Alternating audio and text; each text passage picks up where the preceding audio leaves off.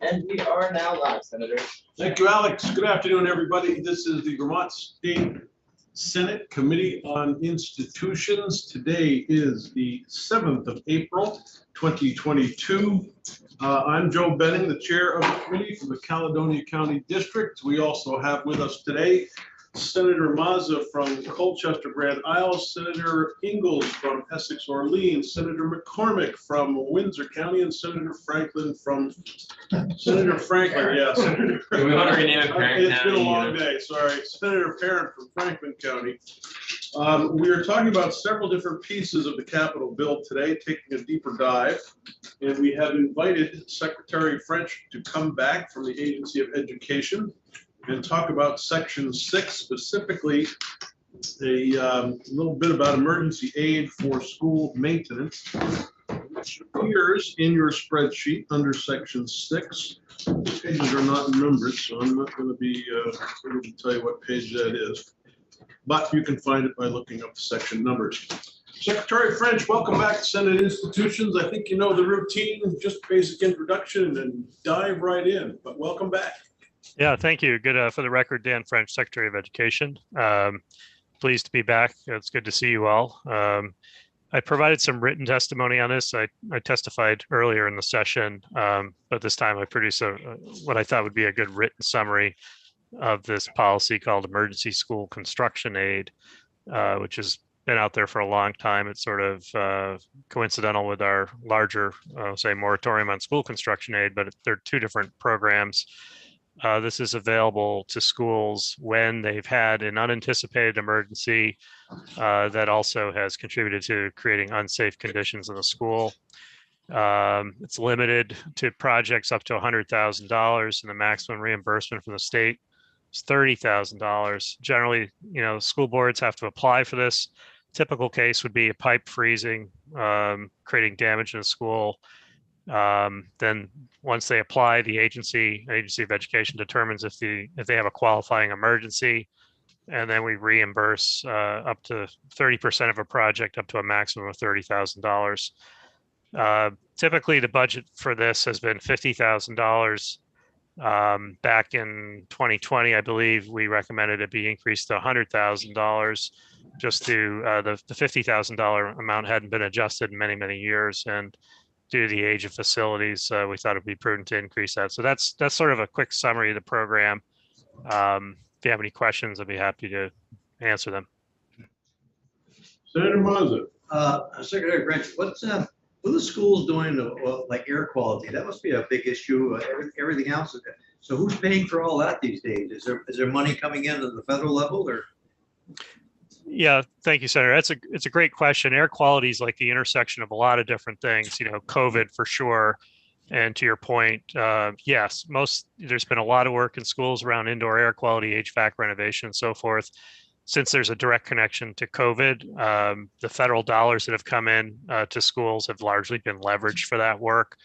Air quality, those also the intersection of policies like PCBs, radon, and so forth. So those federal dollars that are earmarked for COVID are being utilized across the board to address indoor air quality issues. Of course, the unusual problem we're having right now in education is it's not money necessarily. We have plenty of money, actually. What we don't have are sufficient mechanical contractors or supplies to actually enact a lot of the projects. But schools have made great progress in the last year or so, thanks to federal dollars coming in as a result of COVID.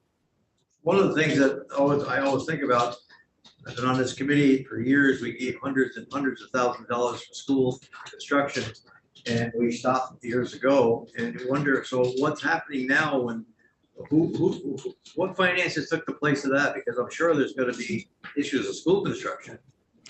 Yeah, and Senator Benning introduced the topic as school facilities, maintenance. And there's a distinguishing point here between facilities maintenance versus construction. Right. And because we've had a moratorium on construction, and the construction, as you would think about it, is, like I've used a construction aid to put new roofs on schools, put additions on schools, things of that nature. Maintenance, on the other hand, is specified in state law as being a requirement of school boards. They're required to maintain their school buildings. But at some point, if you're not able to maintain your building adequately, it becomes often a construction project. And in school district budgets in particular, school district budgets, 80% of school district budgets are personnel costs. So what happens over the years is you're trying to make some progress on maintenance issues. Every year you have to pass that budget and you have to pay salaries appropriately. I mean, that's, our salaries and staff and so forth are a major input into education, but it doesn't leave a lot of cushion for maintenance. So some districts are able to make progress on that and others are not. But basically what's been happening since 2007 with the construction aid moratorium is that we've had deferred maintenance projects. There's a backlog of them. And some of those are manifesting them now in the form of construction projects. I think a good example of that is Fairhaven. Fairhaven had a number of issues. Post Act 46, they were able to sort of pull that together into a construction project, also leverage their federal dollars in COVID relief to kind of move that forward. But we have a lot of issues out there in the landscape right now. That's why the General Assembly last year passed Act 72, which allows us to do an inventory of school facilities and start to do a needs assessment. And then ultimately we'll be looking at a framework to resurrect the construction process. But that's all work in flight right now. Again, it's good news is the schools have been making progress with their federal dollars under COVID to address some of those issues, but there's a significant backlog of projects. Yeah, there had to be. I didn't realize it goes 2007 they stopped. Wow. Yeah. Long time ago. Yeah.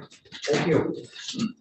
In the categories called emergency aid for school maintenance on our spreadsheets, and you also indicated in your written testimony that you had actually asked for this 100,000 back in 2020. Was there a previous ask? Previously, it was $50,000 a year. Okay, so that's for quite some time. I mean, it's long back, probably to 2000. It's been $50,000 a year. I don't go very far. 30,000. I agree. Well, it's a maximum project of 100,000 and 30%. So it depends. And some years, when it doesn't get used, we turn it back, obviously. But this year we had a few projects start to get closer to that 50,000. It's still honestly a little early, but we just, in 2020, we just brought forward the recommendation increase because it hadn't been increased in some time. And just the value of the projects now, the costs are so high, we thought it'd be prudent to up the limit on that. Okay. Committee, any other questions? Mr. Secretary, we appreciate you coming by, Senate institutions. We'll do some talking about it and see what happens. I appreciate the support. Thank you. Thank you. Thank you. Alex, I have next on my list here, Mr. Kate from the University of Vermont. Do we have anybody in the waiting room? Will be joining us in just a moment.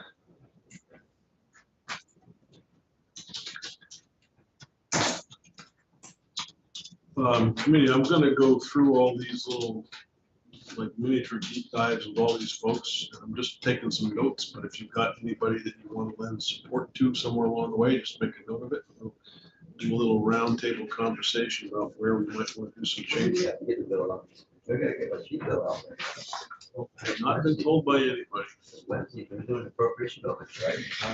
She told me that this morning. We have to have that discussion about what we're going to do. Russia and I were talking to her.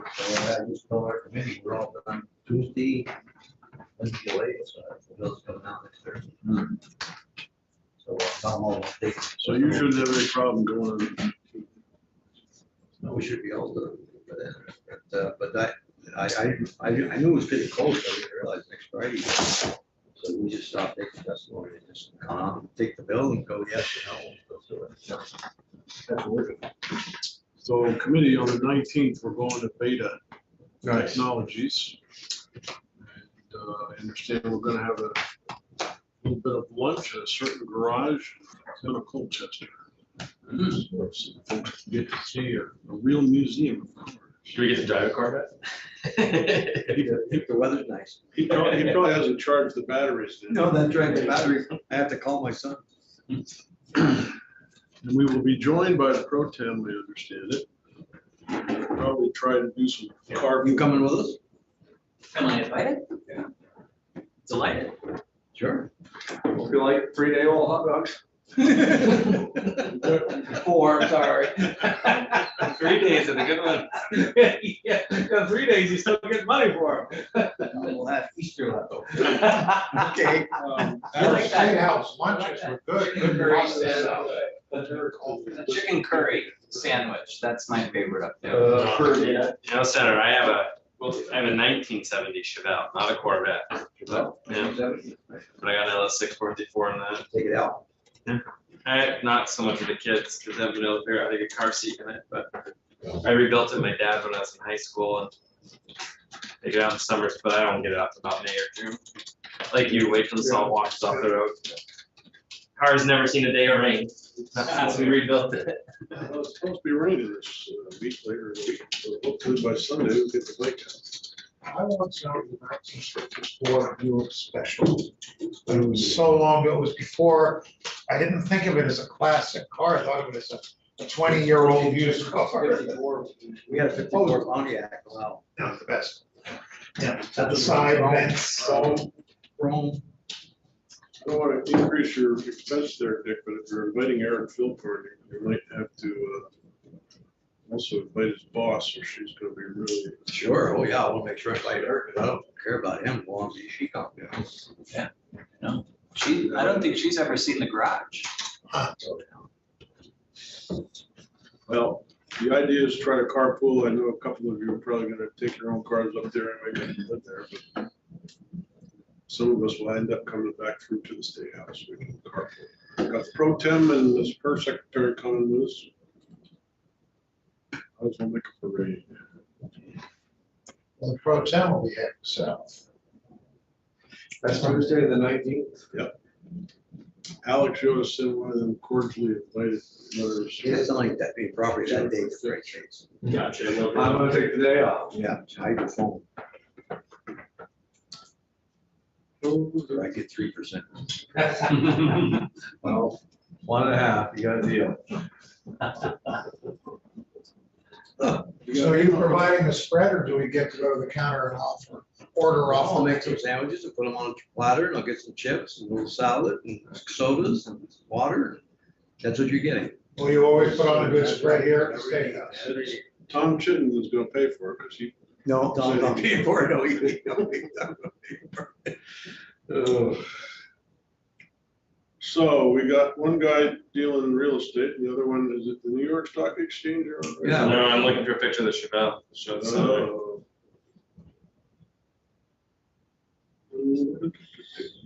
Anything out of Mr. Key? No, I have been, oh, there we go, we've got Wendy Koenig, who is with Wendy, oh, yeah. and Richard should be joining us momentarily. You might want to fast forward the rest of the. Oh, there's Wendy. Yeah, I will. Oh, that is nice. We gotta stop talking about Wendy. See you, Dick, sir. Oh dear. Sorry, I'm not there in person. I've had the worst cold this week. I didn't want to share my germs with everybody. Yeah, we were hungry, so I would bring you some food from UVM or something. Let me just text Richard that you guys are ready to go so he can get on right now. Hang on. Yeah, we got a little early, but if he can come, that would be great. Okay, got it. Hang on one sec. Realize what a common name Richard was once. And there are no kids named Richard anymore. No, go to an elementary school. Did you know that Richard Sears was originally a Stevens? Yeah, I did not know that. That was interesting today. I didn't know that. Nope, Richard is entering the call now. Quite the story, actually. Told us all on committee. It's quite, I mean, you heard dead silence on the floor today. Yeah. Yes. Just like the committee. It was interesting. It was interesting. I remember years ago, a lot of the women's groups didn't like the adoptees' rights because of the mother. And then a young girl gets pregnant, an inopportune pregnancy. She wants it to go away, and then now years later, she's got a life, and she doesn't want to have it invaded. And Sears got so angry. One center was the only entity we heard from that expressed that opinion. Yeah. But as I was talking with somebody else afterwards, probably anybody who would object on that basis, who was a mother at one time, and didn't want the world to know that, would never come to a committee like ours to. Right. But the reality is, it's 20 years later, and the adoptee is now living at a time when they feel they have. So the people that were in the gallery, were they all adoptees? Apparently so, because they were walked out with them. Yeah. Well, it's seriously, the kid did not sign the contract. The infant never signed a contract. He made that point. Yeah, that's legitimate. Mr. Kate, welcome back to Senate Institution. Sorry we're sitting here jibber jabbering. We greatly appreciate you coming a couple of minutes early. We got a 10 billion we can't spend. We're trying to find a place to put it. Any ideas? Well, Got your attention. How- you may have heard, Senator, housing is tight and Yeah, we heard about that on the floor today, actually. About I'm sure you did. affordable housing. Anyway, welcome back to Senate Institutions. I think you know everybody and you've gone through the routine before. For committee purposes, we're now on section 7 of your spreadsheet on the Capitol bill, talking about the University of Vermont and construction renovations and major maintenance. I see 1.5 has been kept in by the House. And I don't know, Richard, whether you want to have any comment, suggestions? Well, I always have suggestions, Senator. I think in this regard, for many years, we got a $2 million appropriation for our capital. And then things got a little tight in the state and it dropped back to about 1.3. And now we've worked our way back up to 1.5 and the recommend. We obviously like to get back up to 2. I think that's what the state colleges are getting these days, not to do too much comparative analysis, but as you heard me describe before, our maintenance backlog is somewhere in the neighborhood of 375 million. So every 2 million or every 1.5 million counts. So I guess if you ask for a suggestion, I might suggest 2, understanding that that money is limited. Your endowment is fairly large, but I understand your endowment does not generally go in this direction. Is that safe to say? It definitely does not. Yes, and of course, virtually all of the endowment is restricted to particular purposes, and almost all of those purposes are add-ons. We don't get to pay the light bill or fix buildings with that money. Someone wants to have a new program, so there's a new cost, and then that endowment may pay a portion of that cost. My experience, as wonderful as we love private gifts, is that I generally have to find some operating money to match what somebody else came up with in order to do the program. So even though it looks like it's a big pile of cash, it's not. Of course, we can't spend the corpus. We spend 4.5% per year, and only for the dedicated purpose. So. Okay, committee, any questions? Senator Mazza? Yeah, one of the things I've always admired about UVM, I know we have the state colleges we give money to with UVM, but state colleges have never been able to match any funding with this, because I think it's a joint effort on both sides. UVM always has some money to put towards the capital or maintenance program, and I always felt, they should have some skin in the game also. And that's, I know you have a big list, but on the other hand, you always put your share in. And state colleges, and I'm not negative towards that, but they have a lot of backlog, but yet they have nothing in reserve, and I think that's right. That's not the way to operate. Yes, Senator. I always try to get your funding up a little bit, because I know it's put to good use. Although you're a big school, people say, well, they got plenty of money. Well, that's not the case in maintenance, because maintenance, nobody wants to have their name put on the maintenance department. No, we definitely don't get private gifts for that, Senator. You're absolutely right. They give $1 million. They want it on a building or plaque or something. That, maintenance is not very exciting.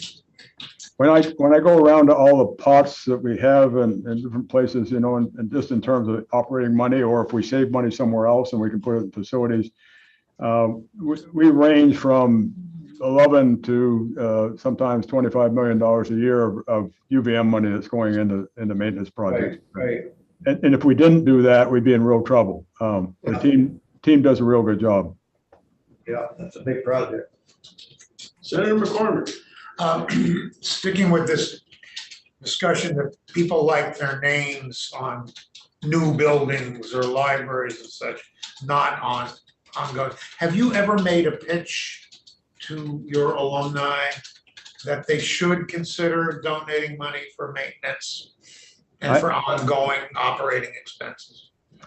I actually have, every time there's a gather, actually, tomorrow I'm going to a luncheon where the foundation board and many of the donors are coming in, and that's always my pitch, Senator, is what we call unrestricted endowment, where the university can use it for the purposes where it's necessary. People don't tend to trend in that way. You know, it's less than 2.5% of our endowment goes to unrestricted purposes, and most of that is for scholarship aid. But I do make the pitch any chance I get. You do make the bill, you don't get a good response. Yeah, we do not. Bobby Miller always gave a lot of money to the county, but he always had his name on the hospital. Seriously, yeah, he always gave 2 million, 5 million. It was always on hospital or some building downtown.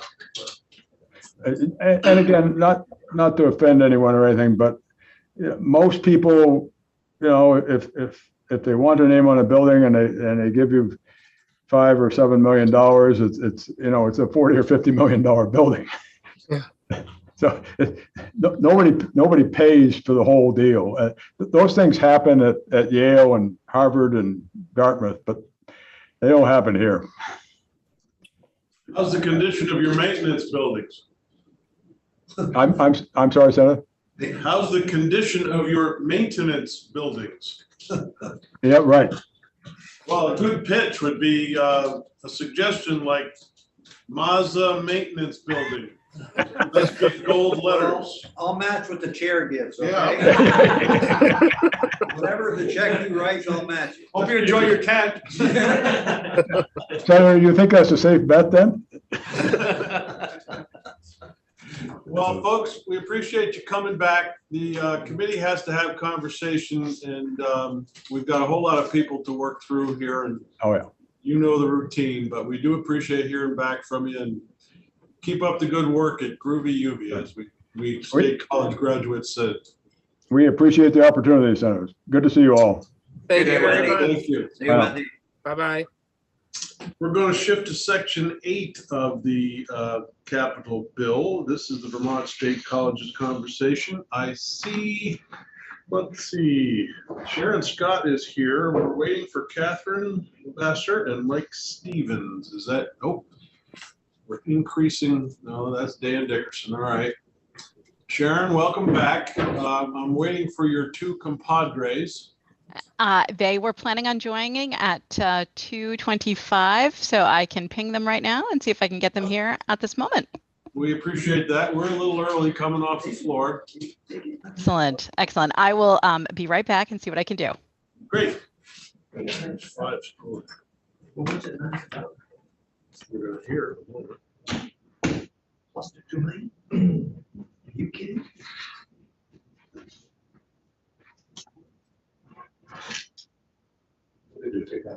We separated the figures probably 6 years ago or so. Well, what the hell is that? They traditionally got the same amount of money. Decided to give UVM a little less, or colleges a little more. I can't remember. Yeah, but that's 500,000. There's 900,000. I'm looking at a house. Oh, okay. I'm reading this correctly. So in other words, they're getting 3 million. You're 3 million. Oh, geez. Whoa, Charlie. Hey. Yeah, well. What did they? They give an extra million. Yeah, great. I don't want to read that, Chair. I don't, we'll find out. Well, we're gonna, do they know? I think, oh, I'm sure they No, know. they know. Figure it out now. So they'll tell you. All right, I got one more. One down, one to go. Okay, And here comes the second. Catherine's on her way in.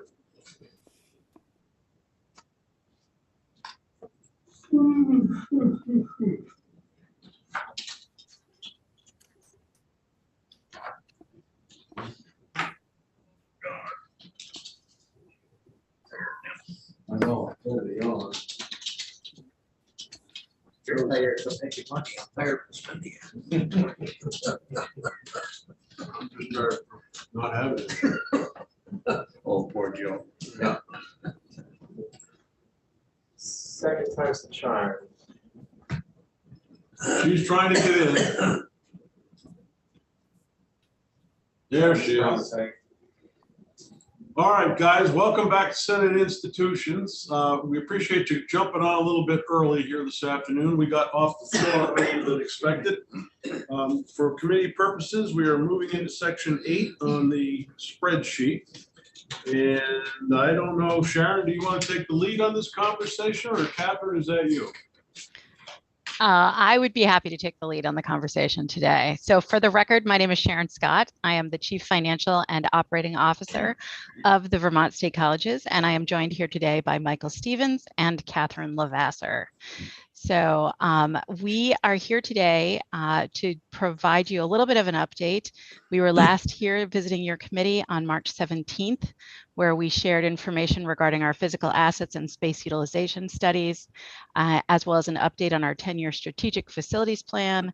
At that time, we requested $2.1 million for the upcoming year to complete beta learning environments and the first phase of our facilities divestment, as well as to begin the planning work on our Gamma learning environments, co-curricular and residential life studies, and facilities master planning. Since that visit, the House has included $1 million in its capital budget for the Vermont State Colleges, and we're very pleased that that's been included in their budget. However, it does fall short of what we've requested by about 1.1 million. We know that you have very, very difficult choices to make as you move forward, and approving that $1 million will allow us to complete the first two elements of our request, the beta learning environments and beginning the first phase of divestment. But it does leave us short of the ability to have the resources necessary to begin our planning work for the next phases of our strategic facilities plan. So without them, it's unlikely that this work will be able to be completed in the next year, and it could delay us as much as a year in our ability to be able to move forward with further divestment of our properties. Okay. Obviously, you managed to twist the House members' arms to some extent. For $1 million, what's that for? $1 million twisting the House's arm? Yeah, the $1 million I see here. What's the 900,000 or $1 million extra? What's that going to be used for? So the first $1 million is to create beta learning environments and phase 1 of right sizing. So that involves creating the initial pilot facilities to be able to teach and learn in a different way than we do today. Many of us have learned in classrooms that are set up in rows with an instructor facing us directly. And what we're really looking to create within the Vermont State Colleges is the higher education organization of the future, where students can live and work and have the ability to be able to learn from wherever they're located. So that could be students within a classroom, partnering with other classrooms at the same time, with students who may be working from home or from a work site, and combining together to be able to have a high quality educational experience. The other portion of the work relative to the first $1 million is right sizing. And so we are looking at properties right now to be able to consider divesting. Mike Stevens, who's here with me today, has been working very closely with our campuses to understand the specific areas that could potentially be parceled off from our existing facilities and either placed up for sale or potentially leased with other organizations. So that is a multi-step process. In many cases, we need to look at legal requirements for doing separate permitting, but we also have infrastructure work where our facilities today are directly connected to our sewer and water lines. They're connected to our electrical and also to our infrastructure related to information technology. So there's a huge amount of work that goes along with all of that. And I'm sure Mike would be happy to share additional information if you'd like on that part of the subject. When you were here before, you were going to sell a lot of property. So this is the time to sell it. So are you making some changes now to get when the property values are high? Is this the time to sell? That is exactly right. We are, because as you know, with the permitting regulations and subdivision processes here in the state of Vermont, our ability to be able to sell a parcel of land or a building that may have been part of our colleges for 50, 70, 100 years can be really challenging when it's all part of an existing parcel. And it can take 3 to 6 to 9 months to be able to parcel that work off, especially right now where you're looking at needing surveying work. It's very difficult to get a surveyor on our properties. They're in very, very high demand throughout the state of Vermont. And so that is all work that we are really picking up right now. And the $2 million for the maintenance, how much are you putting in on that 2 million? In terms of major maintenance? Yeah, are you matching that with 2 million? Well, we spent more than $2 million in terms of our maintenance workers and facilities and the other related activities. So that's facilities workers and then for our plumbers, electricians, et cetera. But no, we're not putting $2 million in of additional major maintenance. Thank you. Mike, you want to contribute to the conversation? So just for the record, Mike Stevens, manager of transformation projects for the Vermont State Colleges. Since the last time we had a chance to meet with the committee, we've been working closely with our campuses. That work continues. We have identified 19 specific properties to date. And I believe after tomorrow, we will be identifying a 20th property that we are looking at setting ourselves up for divestment of. As of right now, the total square footage that's associated with that is about 165,000 square feet. So that relates to that first project we're asking for funding of, which is the initial right size. Are you able to identify those locations yet? Yes, we've got, so we are identifying the locations that we're proposing, but we still have a lot of work to do, like title research, right? Some of that title research might prohibit us from being able to divest of a certain property in an expeditious timeframe. Every one of these campuses are Act 250 permitted, right? So we have to survey, we have to subdivide, we have to go through a permit process with every single town. We have to enter into the Act 250 forum, and then potentially advertise some of them with realtors, partner with public or private entities within those local communities. But yeah, I think we're making pretty good progress, having identified 19 specific locations that we're going to be engaging in that work. To follow along with that, right, to follow along with that, we are in the process of doing that due diligence work where we are identifying specifically the locations that could be considered as spaces that primarily do not touch teaching and learning. So generally facilities that are ones that are not being used as academic classroom space or for other specific things that have been historically more administratively focused or focused on ancillary activities that perhaps we've not used in many years. So, yeah, Senator Amos, go ahead.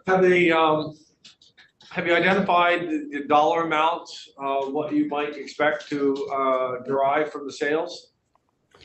We have not yet. The commercial marketplace, particularly for higher education buildings, is not strong in our experience.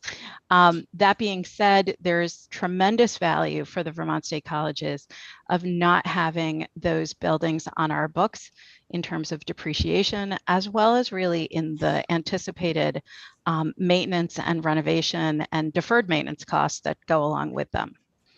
So, but we don't, we will obviously do that before anything is placed up for sale. We will do a complete valuation of each property. I got those Ingalls real estate signs ready. I'm not going to be the chair of this committee next year. I've been involved with this discussion for some time. There is a component you haven't spoken about, and that is you still have to deal with the campus communities themselves in that conversation. Do you anticipate pushback from anybody that may be running of a contrary opinion to what may be proposed for sale? I think what we're discussing right now are items that are less central to the organization. That being said, regardless of how small the change is, it is very common for us to have some level of pushback or consternation from a community. As we move forward and the choices become less clear, I would expect that overall there may be some discussion or concerns elsewhere. These first initial ones, though, are not ones that we are tremendously concerned will have a huge outcry associated with them. That being said, we do recognize that that's an issue, and it is something that each of our locations and colleges will be managing as they move forward, getting community input and feedback. Because we go through a process to look at potential divestment does not necessarily mean that a property will be divested. It is giving us choices and options that we do not have available today. So a couple of years ago, it might be 3 years ago now, Senator Baruth, when he was chair of education, and myself and Jeb Spalding did a walk around a couple of campuses. Mike, I know you were at Johnson with us. But I'm in my own parochial interest. Can you identify, without releasing any top secret special information, what facility areas, whatever the case may be, at Linden that you're focusing on? Well, one that's very easy to discuss is the Grange. So the Grange is attached to Northern Vermont University, Linden, but it's not actually contiguous with the property. The institution has never found a way to be able to successfully use it. That is a location that would be considered as something to divest ourselves of moving forward. So there's an example. Are we talking about the Grange on York Street in Linden? Yes. Oh, interesting. I didn't even know that was part of the college. Lots of people don't. And that's simply because it hasn't been able to be used. A couple of other examples specifically to Linden that have recently been completed. One is the former child care center that was located on the corner of McGough and College Hill, I believe. Yeah. And I believe that we have fully divested ourselves of that. Is that correct, Mike? Yes, we have. And then there was a McGough Hill property that we also divested ourselves of. So as we're thinking of those, when you think of the facilities that we're looking at, we're trying to look at those facilities that are ancillary to the campus, but not a part of the main fabric of the organization. So just as you were unaware that the Grange on York Street is actually related to Northern Vermont University, there are other facilities like that where you would drive by and go, I'm not really sure. I didn't know that belonged to the institution. And so as we're looking at those things, that's what we're looking at. Well, just for your edification, my wife and I, our first house was the little blue house right next to the Grange. Oh, really? Every Saturday night, a woman named Charlotte Niles would play for whatever group was there. And I could tell you what bass note she would hit on the organ at any given time of the night. It was always the same repertoire every Saturday. Oh my goodness. Anyway, I had no idea that that was actually part of the campus, and I'm scratching my head wondering why somebody made a decision to let it become part of the campus somewhere along the way? Does that just, That decision was made about 9 or 10 years ago. I will say that I personally also scratch my head a little bit. And so those would be some of the kinds of decisions that we're looking at right now, and how do we undo some of this work that has been done over the years to make sure that we are being as judicious with the use of state funds as we possibly can. okay. Any other questions? Senator McCormick. Yeah, I can see that you might have a shot at selling off holdings that are not on the campus. It seems to me, as an amateur, that the campus itself is sort of, if it's not being used, the buildings are sort of white elephants. I mean, what else do you use classroom buildings for but classrooms? And dormitory, the residences are residences. I don't see how else. What kinds of uses are you envisioning for them? So as we look ahead, there are the possibilities, if looking at partnerships with the organizations that may need to have facilities or services embedded within a community.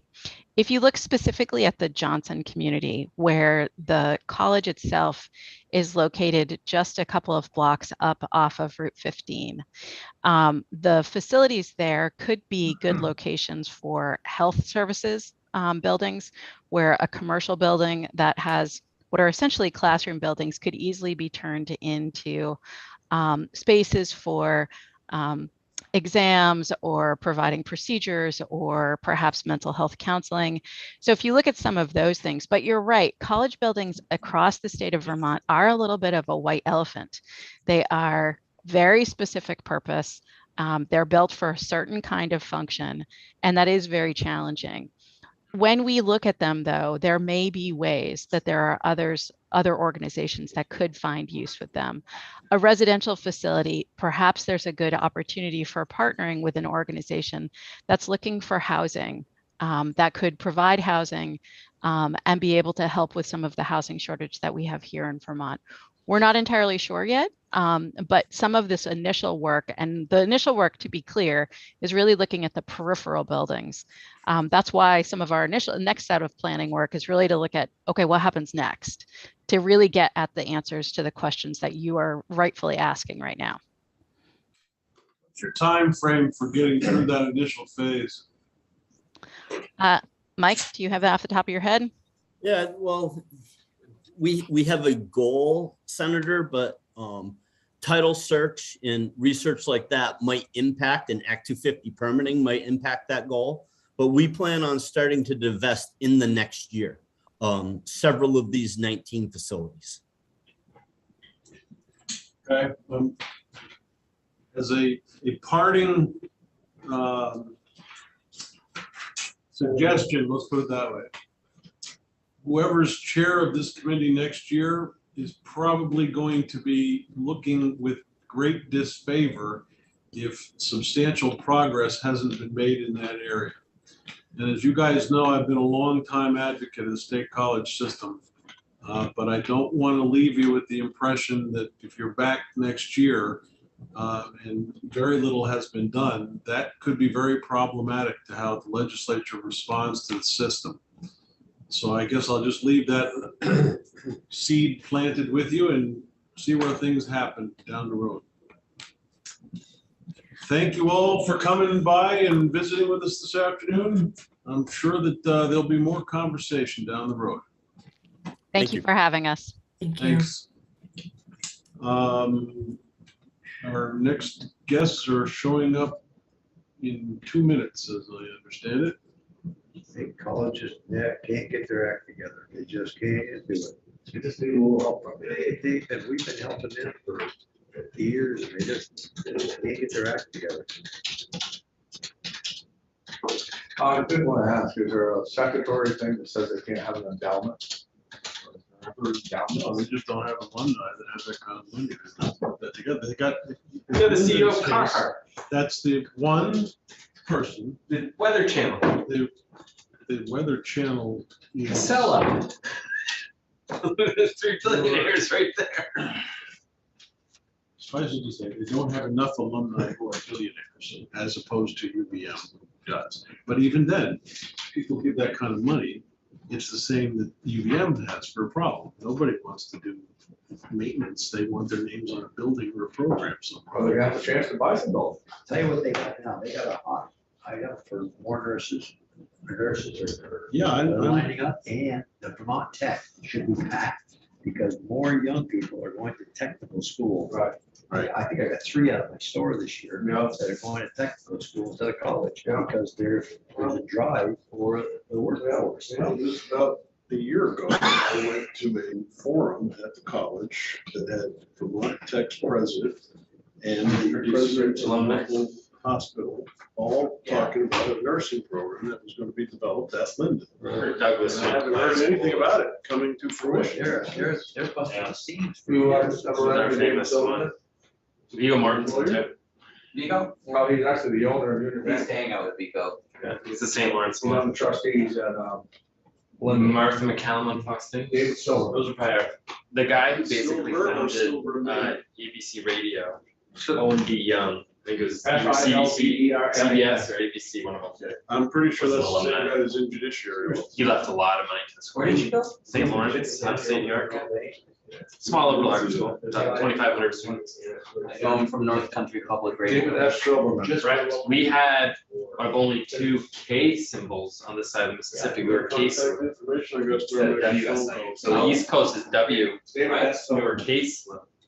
That's very West Coast. Because Owen D. Young, who invented one of the radio stations, got us Huh. our own one. He ran against FDR in the presidential primary in 1932 and lost. But he was a big deal apparently in the 1920s there. Michael Snyder Oh, my. and company. But Kirk Douglas, we named our newest building after Kirk Douglas. Could you get money? He had over the years billions and the name of Kirk Douglas.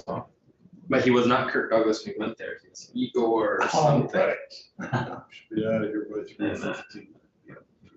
But he's got these old ads of cigarettes in like the 40s, with St. Lawrence University and Kirk Douglas smokes whatever. Right, my doctor. Afternoon, Frank, we're waiting for your compatriots to show 3 up. packs a day will keep the doctor away. Yeah. I'm glad I'm the first one, so. Did you ever smoke cigarettes? Cigars, not cigarettes. I haven't had a cigarette in years, and I know there are people who say, I can't believe I Just went up again today. Just I went think up the again. smell, I love the I smell. want one every day. Not a day goes by. $13 they went up today. I'm with you, Senator. Yeah, you know, some, $13. I smoked it up 10 years. 13? For a pack of Yeah, cigarettes. That's like the price of a carton. When I There's was. nothing like it. There's nothing like it. well, I got a buddy who's 35 years sober in AA, and if I call him an ex-alcoholic, he corrects me. Yeah. He says, I'm an alcoholic. I said, well, you're not. Oh, I haven't had a drink for 30 years. He says, I'm an alcoholic who's not drinking today. 2 packs of cigarettes a day at $27 for people. That's I great. wonder why one of my tenants can't pay rent. That's right. Really, I see it. I know, I, when these people, you sit there and go, they should be able to pay rent. Guy makes $50 an hour. He's spending it at Maz's on 2 packs a day and a 6-pack. I discourage it. In fact, I got some customers, I see you go without cigarettes for a month, I'll give you $50. Welcome back, Nate. We're waiting for your boss. Okay. Well, Frank's here, so we should be good. Looks like a snack bar there. Yeah. You got a snack bar there behind you, Nate? Yeah, what do you need? Don't ask us, because you're gonna get a big list. Yeah. How's everybody doing? Good. Another day at the zoo, as they say. Uh-huh. A lot of Spending work. other people's money, we could ask for more. A little bit of it is yours, right? What? A little bit of it is yours. Yeah. And we're excluded. Little being the operative word. Is Mike coming in person? Do you know? Oh, that's a good question. Do we know if he's coming in first? I have not heard either way. It's possible. I haven't seen him today, but he's off and around. Did you hear that he was gonna be here at 2:45 or at 3? At 2:45 is what I discussed. Founded RCA. What, RCA? Oh, That's what he founded, so he. Well, you guys can tell us stories about Mike while we wait for him. Just right. Did he have a dog named Nipper? His master's voice.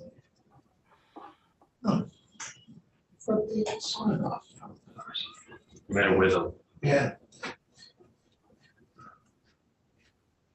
Okay, you guys gotta stop talking about the commissioner now. He said, oh, sorry. Uh-oh. Okay.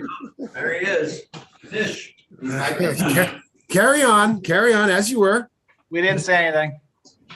Well, we were trying to get your two compatriots here to talk about you while you were gone. I can step out if you need to cover that. That's all right. We'll have to mute you when necessary. Welcome back to Senate Institutions. I'm looking at the spreadsheet, folks, that is section 9 we're about to talk about. And state parks major maintenance. I see a whole lot of activity on this spreadsheet since the last time you were here. So evidently you had some arm twisting with our House counterparts. Why don't you bring us up to speed on what you managed to do? Well, sure. Thanks. Fishing access areas too. I'm sorry, Senator Mazza, what was that? Are you on fishing access areas? Are those yours too? No, those are Fish and Wildlife. Okay, so excuse me. Thank you. All right, thanks. No problem. I'm not sure exactly where it would be helpful to start, Chair Betty. The beginning is a good idea. By stating your full name, address, and serial number. Okay, and you can see me blink. Can you see me blinking messages? That's important. Okay. Your credit card number. Michael Snyder, Commissioner, Forest Parks and Recreation, along with State Parks Director Nate McKean, Parks Project Manager Frank Spalding. Thanks for having us. I guess we start the beginning is that we have a request in and we stand by that request, and we tried to make a case for that in the House, and changes you see are changes that they would have made that are not of our asking, and we'd prefer to be where we were. That's the long and short of it. So can you walk us down through each one and explain what the problem is that might be popping up as a result of decisions being made? Try. Forgive me, I don't have it pulled up here, so let me see if we can do that. Frank or Nate, do either of you have ready access? Working on it. Thank you.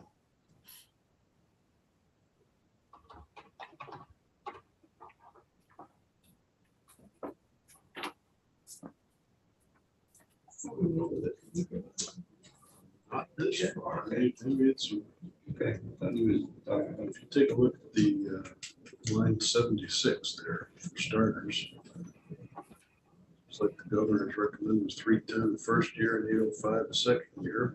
The House gave them 310 the first year and nothing on the second year. Okay, I have this spreadsheet here, Commissioner, if you'd like me to just share it for you. That'd be good, actually. We don't have. It would be really helpful, Alex. Thank you. Okay. Can you see that? And I'm gonna. It's You're in Forest and Parks. You must have a good set of binoculars right next to you somewhere. I'm gonna need them here. Is that legible at all for you? Yeah, that's helpful. Yes, it is. Let me get oriented here. All right. Commissioner Snyder, if you the email I sent you that kind of detailed the changes a few weeks ago might be a good basis for the Okay, let me I'll try to pull those up. Frank, would you be willing to maybe start us off here and I'll try to catch up with that? Yeah, so yes, I can. Thanks. Please do. So if we're looking at I believe the first time the change comes up is the line. I can't scroll to the left and see the line number, but it's the Forest and Parks Recreation Major Maintenance. Then it has a underlined $300,000 funded with FY23 with ARPA. That was a $300,000 swing downward for a wastewater, and actually it's a drinking water project that we targeted for Underhill State Park that was going to be offset with ARPA funds in the big bill. That Okay, makes sense. we don't have to worry then about you. You've actually got it covered. It's just coming from a different revenue stream. And oddly enough, the numbers don't line up, but I don't know what to do about that. I think they actually reduced it by, if you did the math, that's 240 something. Do we have Dan Dickerson on with us? I'm not seeing our screen faces, so I don't know for sure. I believe it's reduced by 225,000, and then it's matched up with $300,000 of ARPA money. But that's my understanding. That was the intent, was to offset that drinking water project. So in order for you to be whole where you made your original pitch through the governor, you have to depend not only on the money coming from the capital bill side, but also from the big bill with ARPA funding. Is that the way I read this correctly? I think that's true. Okay, so that could be an issue depending on what the Probst does with it. Have you had the conversation with the Probst yet to figure out whether you've got that protected or not? No. I see it in the big bill, but I don't know how. I read it in the big bill. That's all. Right, but not in the Senate yet. They haven't gotten to that. Yeah, just so in case you don't know, the big bill is being discussed by a Probst on the Senate side. I am told they intend to get it out in like the next week and a half, but I don't know whether that will happen. What my point is things may be happening very quickly, so you may want to stay on top of that question. Yes. Because if we have to do some adjusting here in order to try to help you out, I need to know about that sooner rather than later. Thank you. Technically, they can't get that bill out without our bill coming out first. It's a complicated story, but the bottom line is keep on top of it. How much is coming from ARPA? 300,000 or 300,000? Yes. I will, I'll talk to Jane tomorrow morning, see what her thoughts are, if I can find out anything. Where is it? Line 82. Thank you. Oh,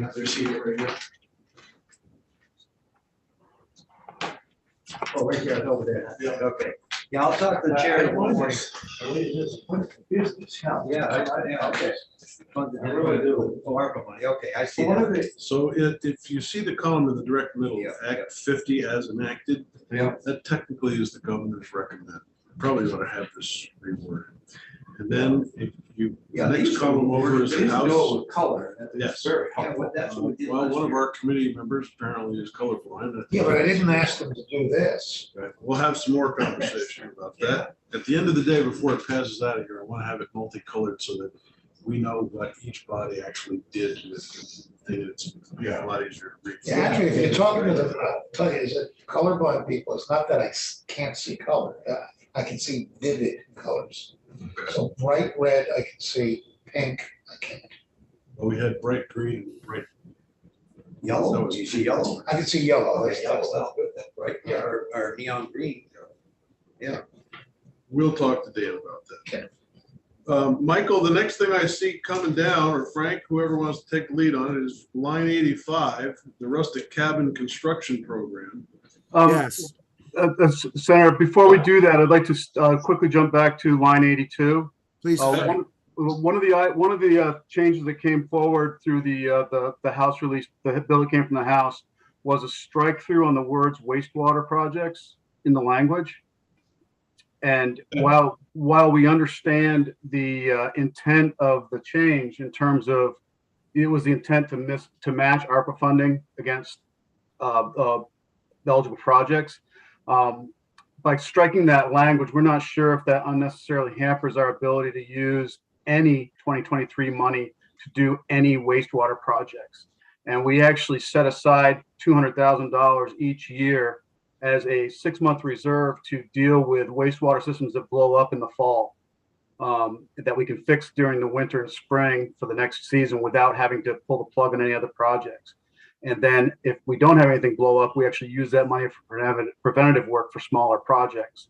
By striking that language, we're unclear about the intent. If the intent is that if the intent is for us to not do wastewater work at all with the 23 money, that kind of handcuffs us, not only for emergencies that might come up, but also for our pre-planning that we do constantly in terms of design and permitting for wastewater projects that we will come to you to ask for funding for in the coming years. So we're a little concerned about that strike through. We understand the intent of it, but we're just a little concerned it might unnecessarily tie our hands. Do you happen to have the page number of the language? It's section 6F1. I don't have the page number. I can look it up though. I have the bill up now. Yeah, I'm trying to catch up with you on the language part of it. I should be there soon. Oh man. It kills you when they reference old sections, so you look at the wrong heading. Right. Alex, we got to start inviting Becky more often in these conversations, so we have her. Absolutely, yeah.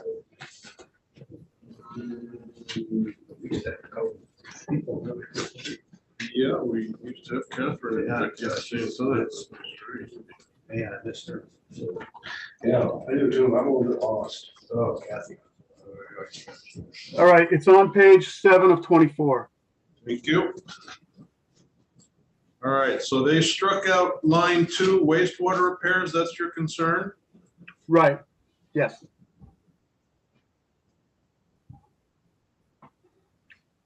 All right. And those lists of projects are really just indicative of types of work we do with this general money. You provide these funds in a very nice bulk package that we can use to address different priorities depending on how the need. And so those lists aren't necessarily representing all the projects we do. And by striking it through, we're worried it sends the wrong message. That's all. But you didn't get into any conversation with them about why they actually struck that? No. Yeah, we didn't realize it was going to be struck till we saw the language come out. Could be like a Scrivener error that don't Frank has eagle eyes. I suspect there might be somebody on the committee that had an issue. I don't know why, but I guess we're going to ask Alice. What is it? Well, it's language. It's 200,000 for the money, but it's what they can't use it for now. Yeah, we're going to have to get an question answered by Alice. Okay, anything else you noticed? Thanks for for sharing that one in there, Frank, and for the committee to consider that. It's just as Frank described. The next you asked for, Mr. Chair, was the rustic cabin. It was at line 85.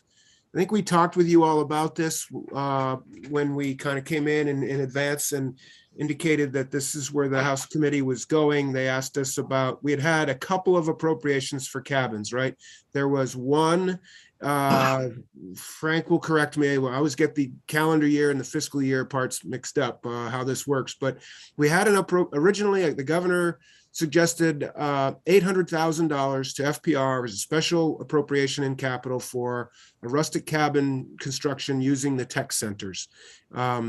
Subsequently, in subsequent legislation, there was another round at $1 million over 2 cycles for rustic cabins just generally. So there was the special cabins through the career tech ed centers that, owing to a number of challenges, we had talked to you about the unspent balance and being over 2 years.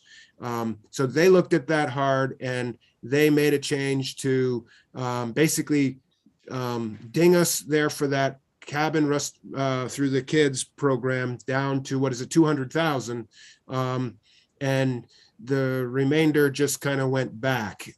So I believe that's the rustic cabin construction program. Well, no, this one you see here on 85, I guess, is the 2 500,000s, and those are good. There's not change. That's what they were, and we're good with those. So now that I realize it, but we had that other one where the House Committee did ding us on that unspent capital. Yeah, It's a little twisted, Commissioner. They actually swept all the money from the previous allocation, the previous appropriation, and then took $200,000 and added it to this appropriation here. Right, thank you, Frank. That's Yeah, much clearer. with language with the language that we would use it for the technical center program. So essentially, let's scale back to 200,000. Yes. Right. So we would be building fewer cabins. We have less money to make cabins. They swept that in its entirety, as Frank says, and then added the 200,000 here to this 1 million to have us do some cabins, but we're going to have to do fewer. Sure. So the way I'm looking at it, maybe I'm totally off the wall here, but it looks like they took 200,000 out of your wastewater repairs and slid it down into giving you 200 grand for the rustic cabins. Am I reading that totally wrong? That is not how I understand it, but that doesn't mean you're wrong.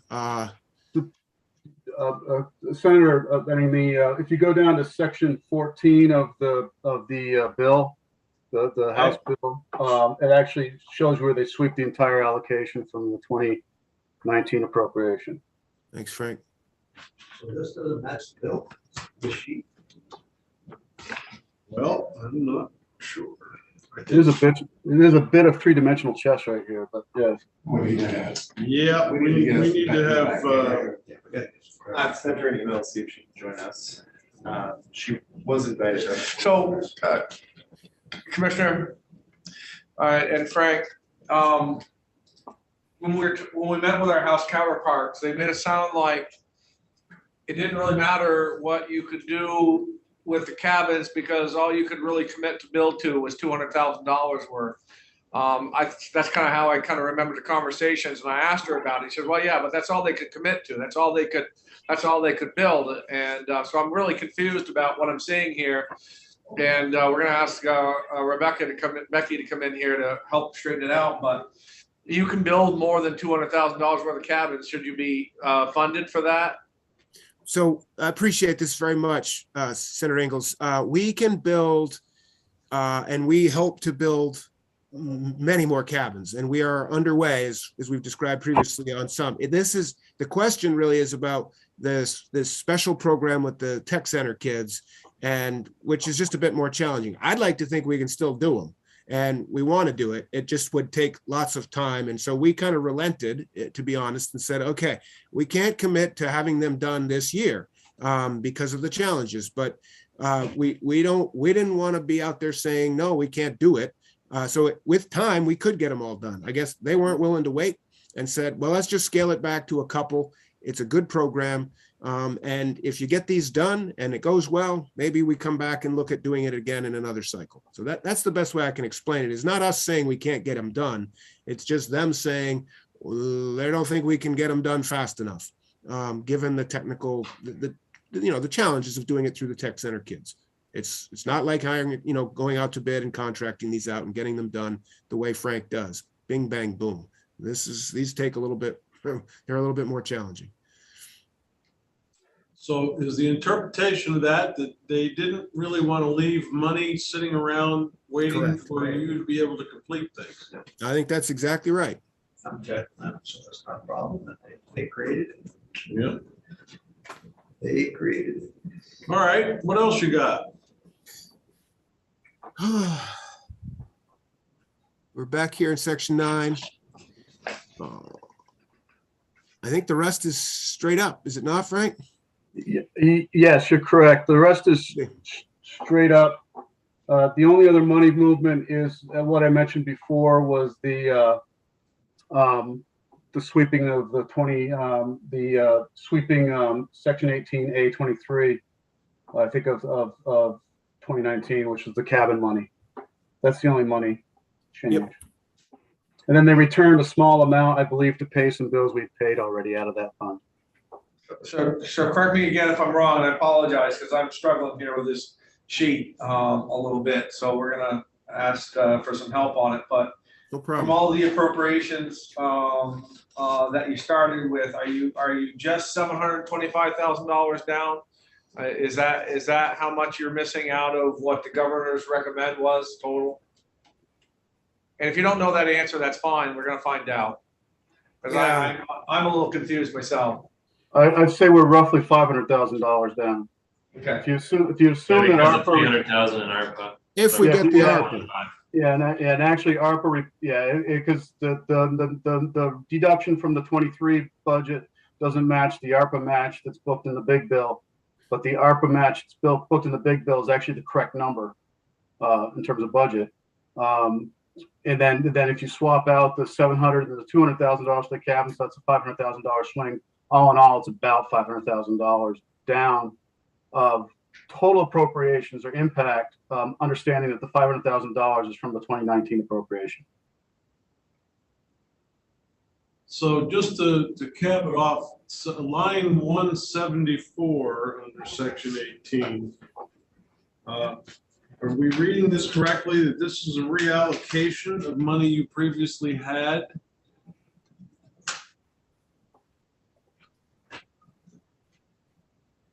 Where are you? That is correct. 174. Yes.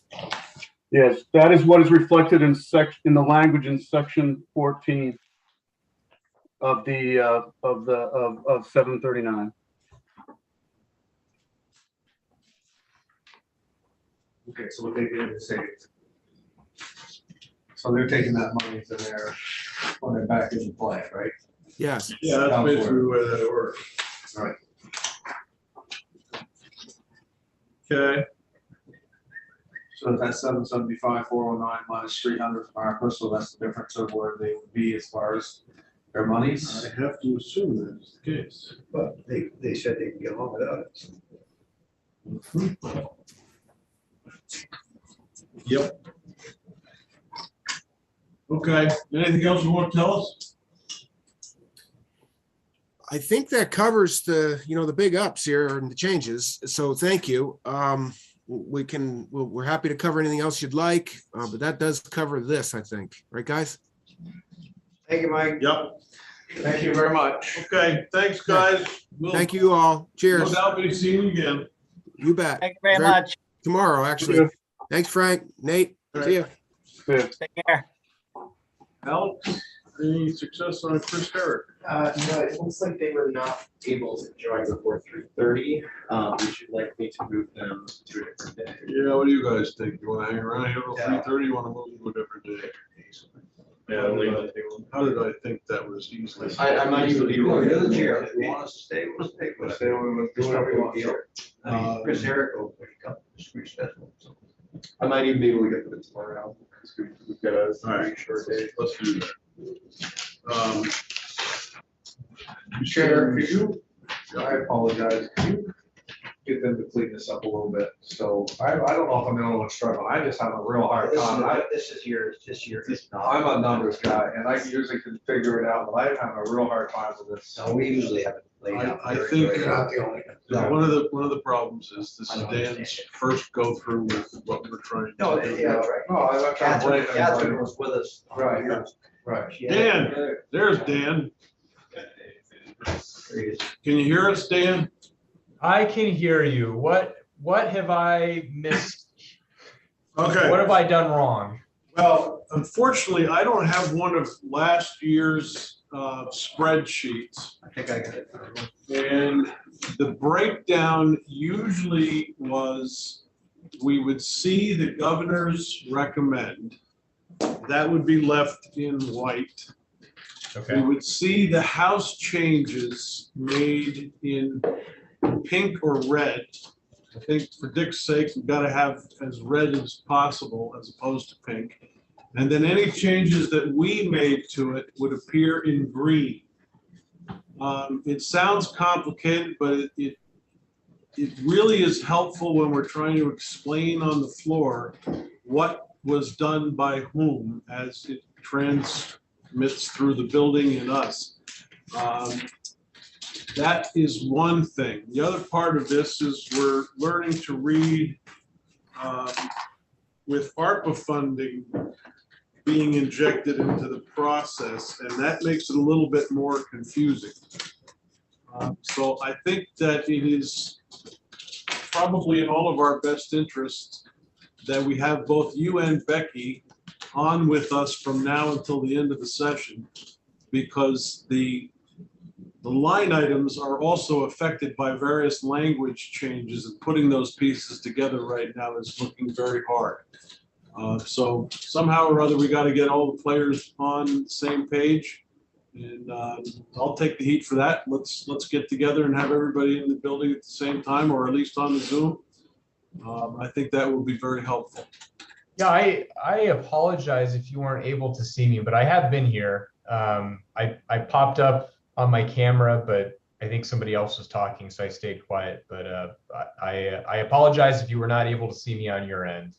Well, the spreadsheet was on our screen, so I couldn't tell who was on the screen by way of people. But the bottom line is we have to start concentrating on this. I've been walking through it with various components, but it is very helpful at all times to have both you and Becky here to talk about what's going on with various changes that are being made. And I use the example that Frank just gave us about the language being changed, affecting the, for instance, the rustic cabin construction project, and fitting those pieces together, enabling the committee to understand exactly what happened. We got to get really basic in how we deliver the message. We're actually pretty simple. All right, I am. Yeah, right, okay. He knows how to add. Yeah, go ahead. Yeah. Yeah, yeah. This is still easier to read than a HUD statement. Actually, Hudson, tell me what you need. We're not. You guys have never trying- had. You haven't had a walkthrough of the bill or spreadsheet other than Well, what Representative Emmons gave. We sort of had a walkthrough with Alice, but she was really highlighting things that she wanted to talk about. We have not gone line by line through the bill to understand what happened, and then to ask the question, why did that happen? And we've got to go through that process before we can get our own actions on it.